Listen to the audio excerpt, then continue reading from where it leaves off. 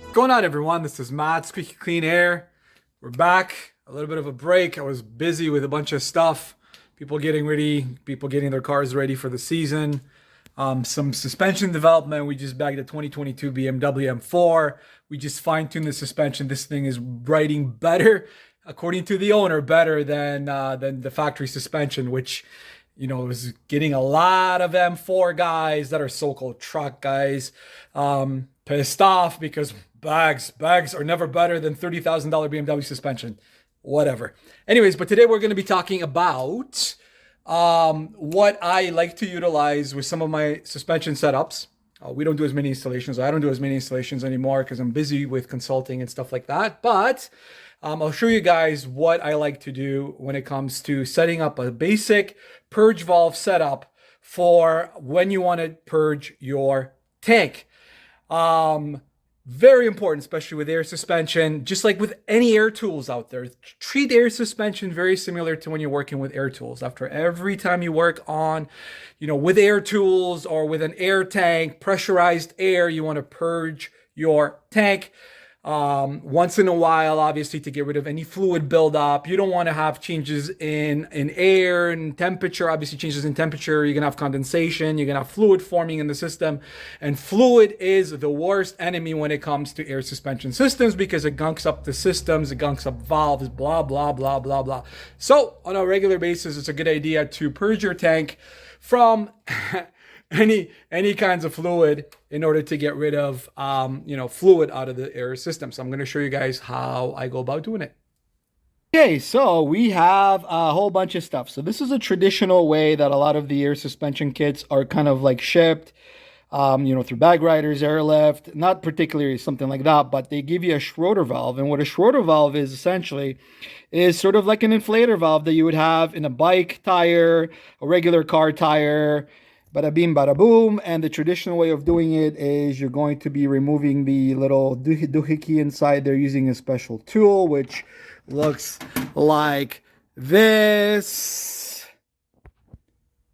And you remove it from inside there. And then basically you release it. And by releasing it, you are opening up the system and you're thereby able to purge your system using a Schroeder valve.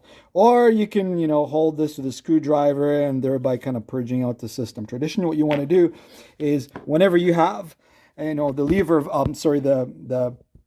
the Schroeder valves, they're usually at the bottom of the tank. So say, for example, you're looking at an airlift performance tank for bad example, amazing tanks, amazing, company.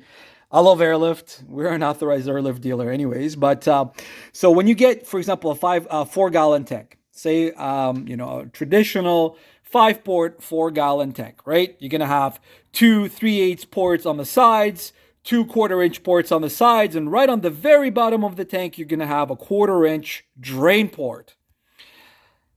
It's on the bottom of the tank because it's a drain port. So remember, when your fluid is going to condensate inside of the tank, it's going to create water on the bottom of the tank close to the drain port. So you want to make sure that when you install a Schroeder valve or a drain valve of any sort of a type, it's at the bottom of the tank on the bottom port or the lowest port. So traditionally, you're going to use one of these guys, which is an elbow. You're going to have a 1/4-inch line that's going to be extended here. Obviously, this is a 1/4-inch NPT threaded, so you're going to have to use a push to connect or compression. It's going to go on this side. You're going to have a line here.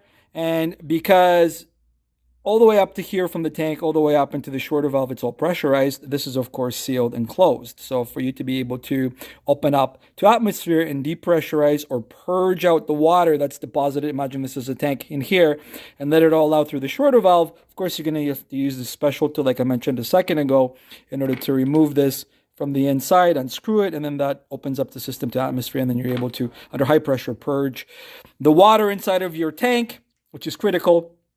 um, and into like a cloth or clean it up and off you go. But what I like to use is something different because this is a little bit cumbersome. You need to have a special tool, obviously, right?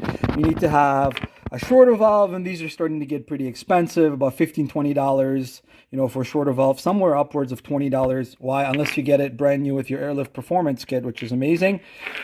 Here comes our solution, or my solution, which I've been using for years. This is a Home Depot aquadynamic valve, and you can buy these at 1/4 inch MPT female threads. And as you've guessed it, it's a nice lever valve, and it's got a little nice ball valve inside there. So the way to open it up to atmosphere is by just turning the lever. Hence, eliminate this guy. Okay, put this guy with this kind of a fitting because you need to have a push to connect 1/4 inch.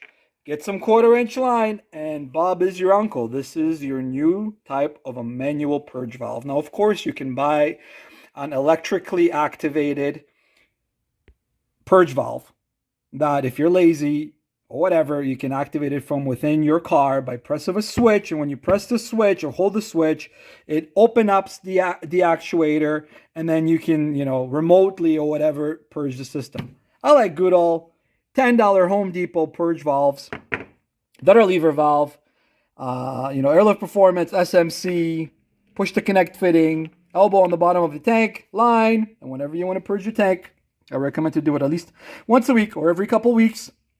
You get rid of all the water in the tank, and you're golden. So hopefully that helps you guys out.